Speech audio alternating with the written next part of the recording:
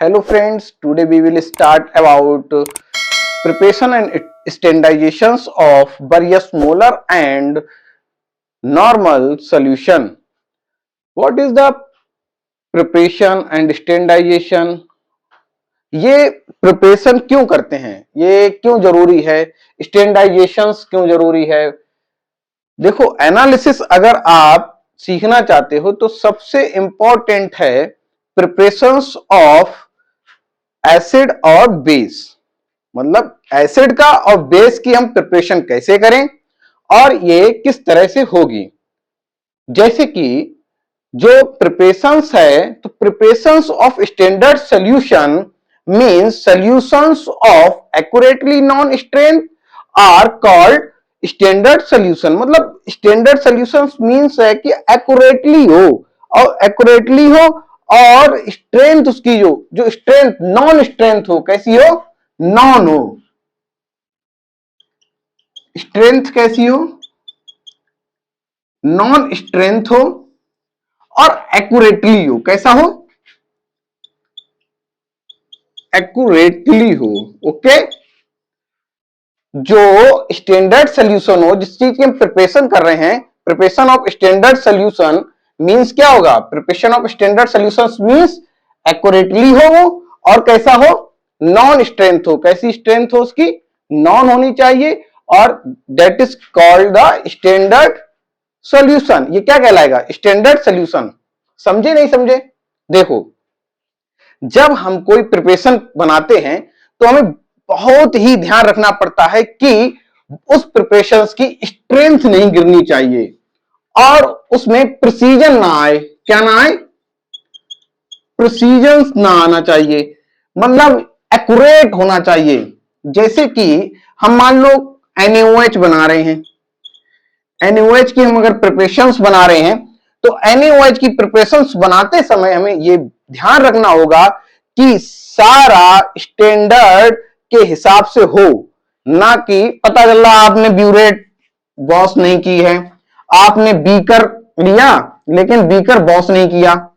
अब आपने बीकर लिया, बीकर बॉस नहीं करेंगे, अब इसमें आपने NaOH डाल दिया, ठीक, और इसी में आपने वाटर ले लिया, जो भी गिवन है, ठीक, आप जितना बनाना चाह रहे हैं, जिस लेवल का बनाना चाह रहे हो, उस हिसाब से आपने NaOH को बेट कर लिया, NaOH बेट किया और वाटर में डिसॉल्व कर दिया। ओके, अब वाटर में डिसॉल्व करने के बाद एक सॉल्यूशन बनेगा। क्या बनेगा, सॉल्यूशन।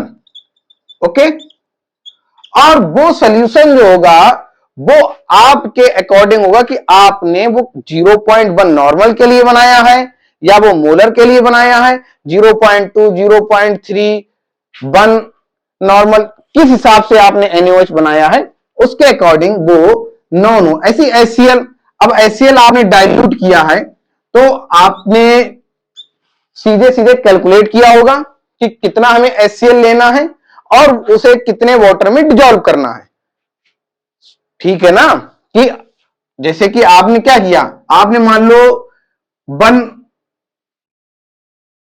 ml HCl लिया, ठीक है, और वो 1 ml HCl को आपको डिसॉल्व करना है। जो भी आपका वाटर रहे उस वाटर में जो भी आप सॉल्वेंट डालेंगे, अब इसको डिसॉल्व करोगे, डिसॉल्व करने पर एक्यूरेट वैल्यू होनी चाहिए, वो वैल्यू आप सही से निकालें। जो स्टैंडर्ड सॉल्यूशन है ये क्या कहता है, a standard solutions contains in known weight of reagent in a definite volume of solution.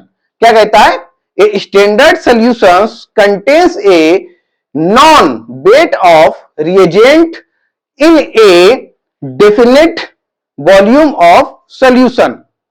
Okay, जैसे कि देखो होता क्या है, मॉलिक्यूलर रिएजेंट, मोलर सॉल्यूशन क्या कहता है, which contain one molecular weight of the reagent in 1 liter of solution, that is molarity। क्या है, मोलरिटी। और इसे किससे डिनोट करते हैं, इसको एक्सप्रेस किसे करेंगे, कैपिटल एम से। ओके, तो ये क्या कहता है, ये कह रहा है कि which contain one molecular weight, which contain, which contain one molecular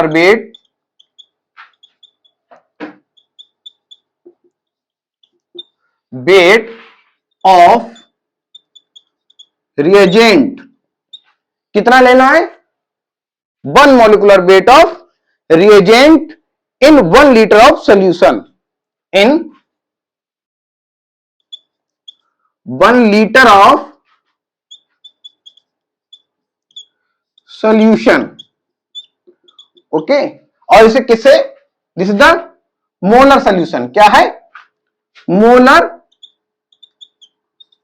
solution. ठीक, और ये 1 लीटर कितना लेना है, 1 लीटर ऑफ सोल्यूशन लेना है और 1 मॉलिक्यूलर वेट ऑफ रिएजेंट लेना। ओके, that is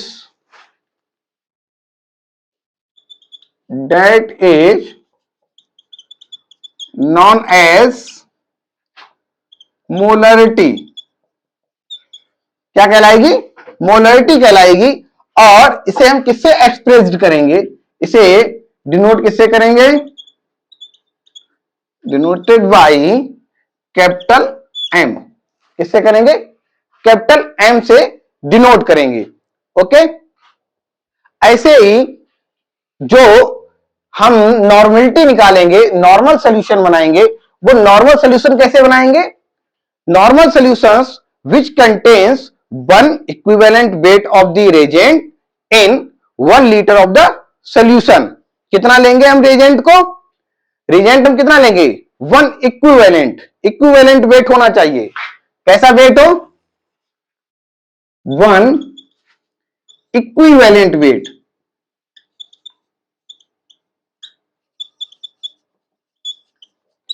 कितना वेट होना चाहिए, equivalent weight of the reagent in 1 litre of the solution. ठीक है बेटा, 1 equivalent weight of the reagent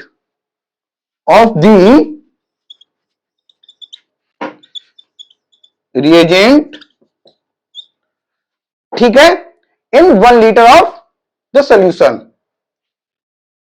1 litre of the solution। ठीक है, and this is denoted by, this is denoted by capital N, this is denoted by capital N। okay, that is called normal solution या normality, क्या कहलाता है, normal solution या normality कहलाती है।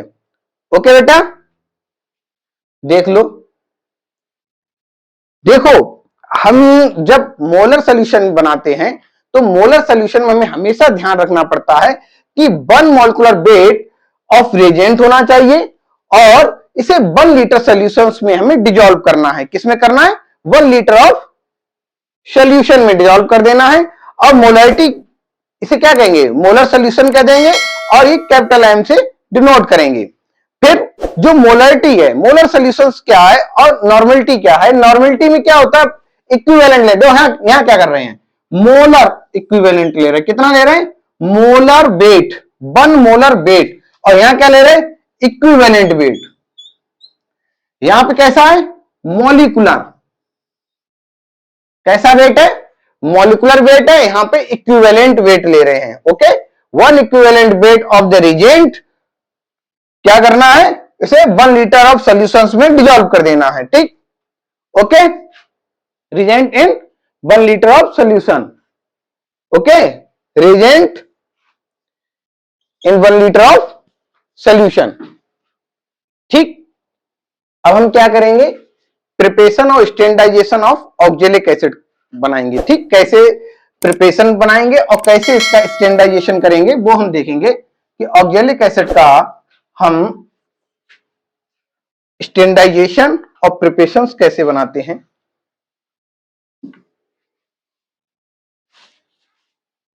ठीक है, तो क्या करेंगे, COOH,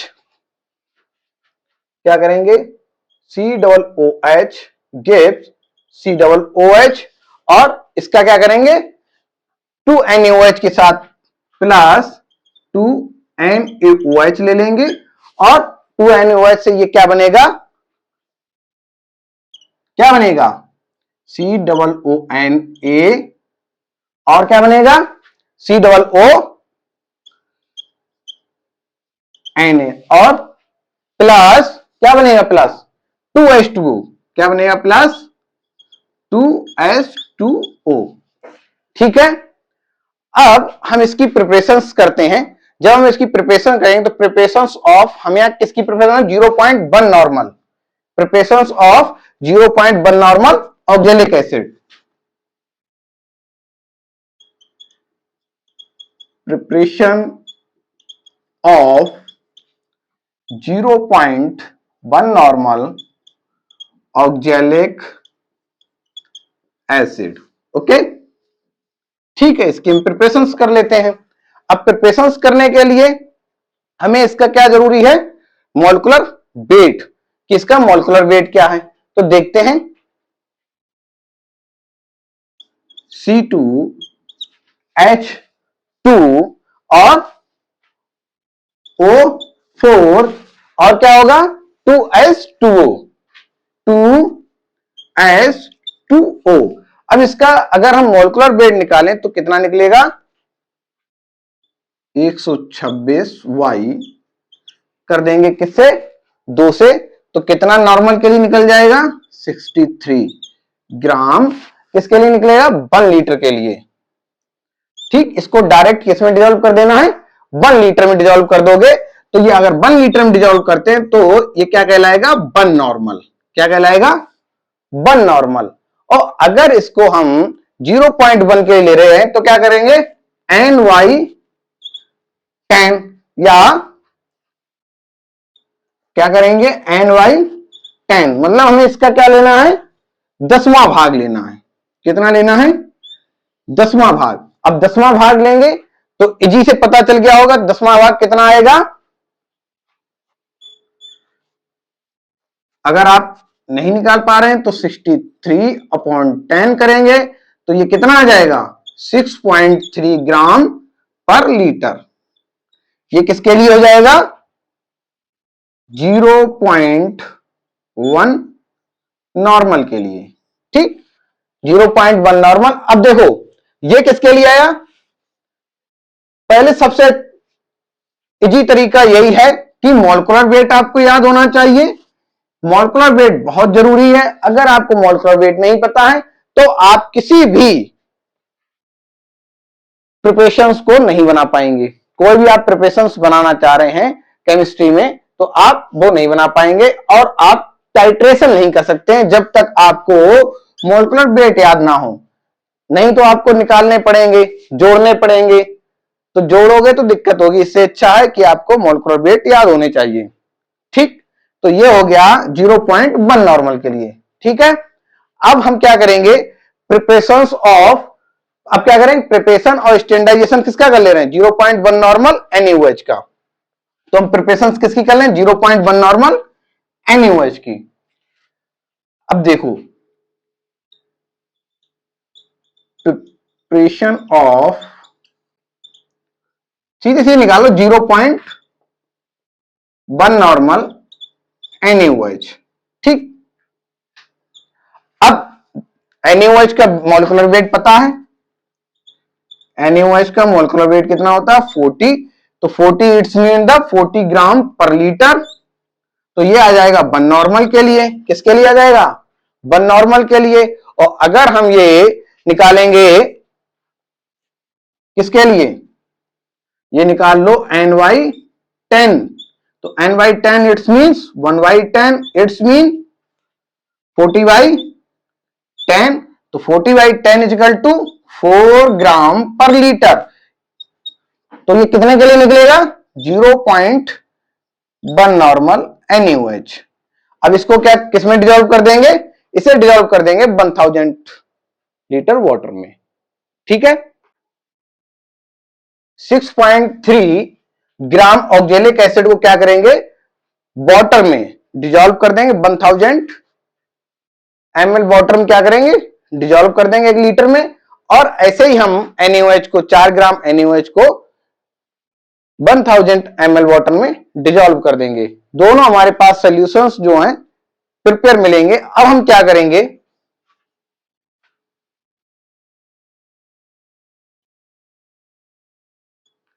अब हम ब्यूरेट लेंगे।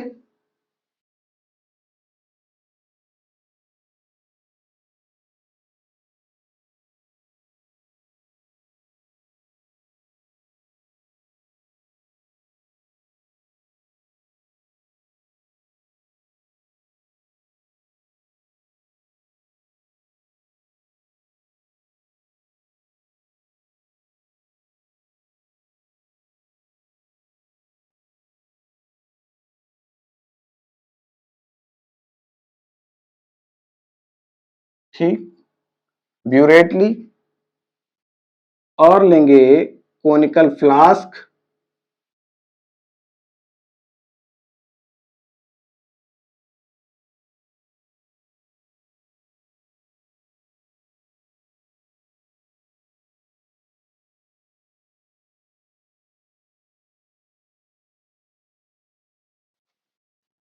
ठीक, कोनिकल फ्लास्क ले लेंगे। अब हम क्या करेंगे, इसमें हम ऑक्जेलिक एसिड लेंगे और ऊपर क्या ले लेंगे, NaOH। क्या लेंगे, NaOH। तो हम इसे नंबरिंग कर लो, ब्यूरेट पे नंबरिंग होती है, नंबरिंग कर लेंगे और इसे फिल कर देते हैं।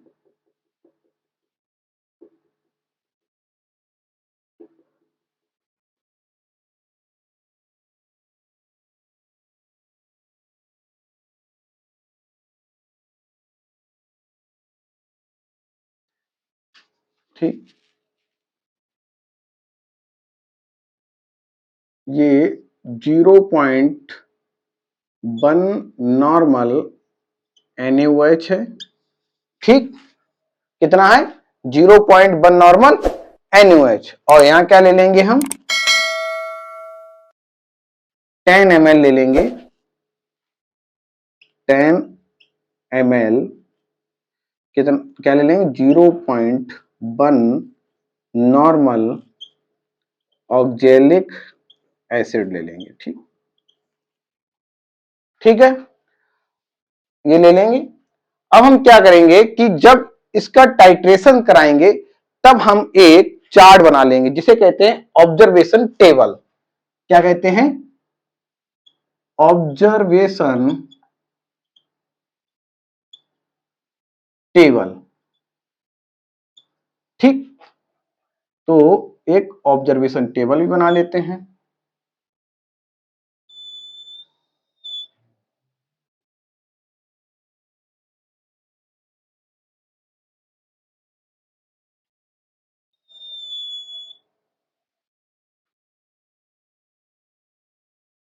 एक ऑब्जर्वेशन टेबल बनाएंगे। ठीक है,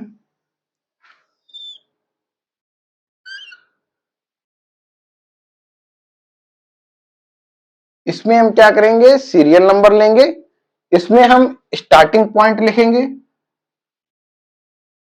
ठीक, और इसमें हम क्या करेंगे, एंड पॉइंट लिखेंगे।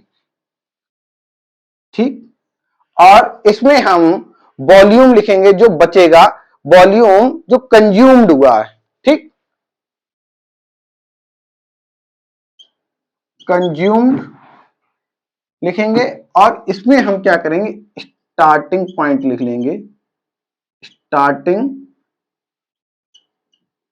पॉइंट। और इसमें हम क्या लिखेंगे, and point, and point. Okay, और दिस इज सीरियल नंबर। ठीक, तो फर्स्ट हम क्या करेंगे, जब हम इस ब्यूरेट से, इसमें क्या है 0.1 नॉर्मल NaOH है फिल, और ये हमारे पास ऑक्जेलिक एसिड है। क्या है, ऑक्जेलिक एसिड। अब इनकी अगर हमें रिएक्शंस फास्ट करानी है, टाइट्रेशंस अगर हमें फास्ट कराना है, तो हम यहां पर इंडिकेटर का यूज करेंगे और उस इंडिकेटर का नाम क्या होगा? फिनोप्थिलीन।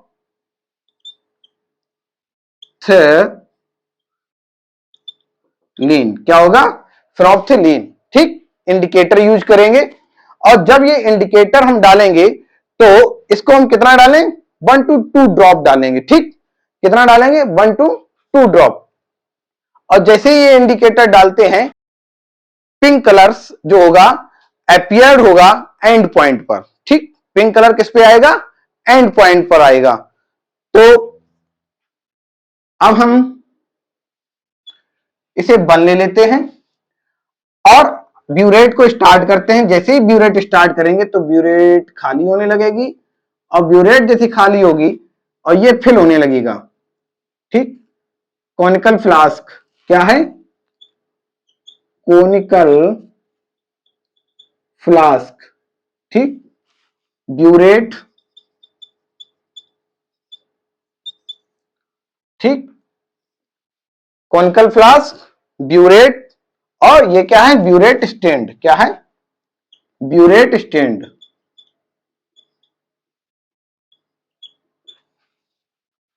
अब हम जीरो से स्टार्ट करते हैं। कहां से करते हैं? जीरो से।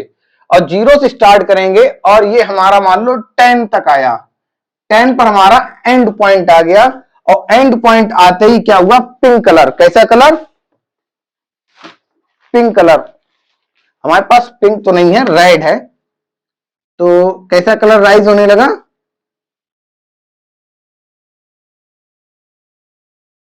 पिंक कलर राइज होने लगा। और जैसे ही ये राइज हुआ हमने स्टॉप कर दिया। देखो, जब NaOH, क्योंकि ऊपर से NaOH आ रहा है और नीचे ऑक्जेलिक एसिड है, जब पिंक कलर आएगा उससे पहले, आने से पहले, 1 ड्रॉप आने से पहले उस पोर्शन को क्या कहते हैं? Equivalent point. क्या कहते हैं? Equivalent point.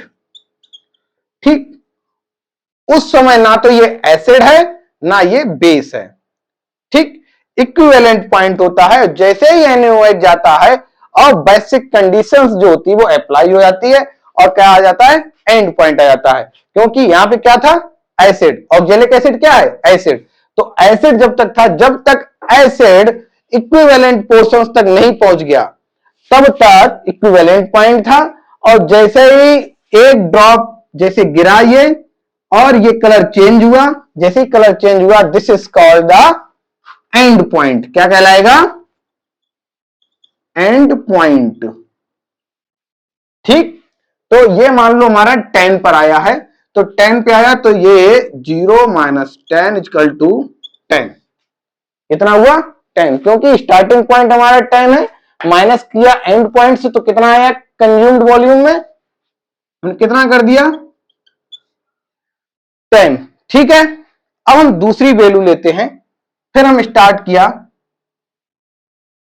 2। ठीक, और ये हम कहां से स्टार्ट करेंगे? 10 से। तो हमने 10 से स्टार्ट किया क्योंकि ये क्या है? 10। 10 पे हमारी वैल्यू आई और हमारा कलर कैसा आया? कलर हमारा आया था पिंक। और अब हम दोबारा करेंगे तो दोबारा कलर कैसा आएगा? रेड नहीं आएगा, पिंक आएगा। ठीक है, तो जब पिंक आएगा तो स्टार्टिंग पॉइंट हमारा अब क्या हो जाएगा? 10। और जहां पर हमारा ये पिंक कलर आया वो कितना हो जाएगा? वो मान लो हुआ 20। कितना आया? 20। तो अब ये 20 हुआ तो अब क्या करेंगे? इसे माइनस कर देंगे और माइनस में कितना आएगा? 20 माइनस 10 इक्वल टू 10। कितना आया? 10 आया। ठीक, और अब हम क्या करेंगे? यहां पर ये 20 पे लेंगे और 20 वाला मान लो, अब यहां पर क्या हुआ? हमें दूसरा पॉइंट, अब स्टार्टिंग क्या लेना है? 20 लिया हमने। कितना लिया? 20 ले लिया। तो 20 अगर हम स्टार्टिंग पॉइंट लेते हैं और ये जाकर के कितने इक्विवेलेंट पॉइंट और एंड पॉइंट आ जाता है? 30 पर। मान लो 30 पे आता है तो ये कितनी वैल्यू हो जाएगी? ये भी 10 हो जाएगी। 30 माइनस 10 इक्वल टू 10। वॉल्यूम अभी हमारा कितना जा रहा है, 10 ही जा रहा है। ठीक, अब तीन वैल्यू सेम आ गई हैं। वैसे तो यहां पर सेम वैल्यू आने पर स्टॉप कर देना चाहिए कि अगर वैल्यू सेम आती है तो उन्हीं को मान लिया जाता है कि 10। वॉल्यूम कितना हो गया हमारा, 10। तो N1V1 इक्वल टू N2V2। तो कैलकुलेशन करेंगे, अगर हम चाहें तो इसका सम निकाल सकते हैं। अगर इसकी मीन निकालना हो तो मीन भी बहुत इजी है, कोई दिक्कत नहीं। अगर डिफरेंट वैल्यू होती तो ठीक है, अब डिफरेंट वैल्यू है नहीं तो 10 प्लस 10 प्लस 10 अपॉन 3 कर देंगे तो ये 30 आ जाएगा। 30/3 करेंगे इक्वल टू 10 आ जाएगा। तो वैल्यू हमारी वैसे भी 10 आ रही है, मीन से भी हमारी वैल्यू 10 आएगी। बट अगर डिफरेंट वैल्यूज आती जैसे 9.5, 8.3, 10.5 डिफरेंट वैल्यूज होती तो हम क्या करते, मीन निकाल लेते और मीन निकाल करके एक वैल्यू जो हमें मिलती उसी को हम आगे कैलकुलेशन में यूज करते। ठीक है,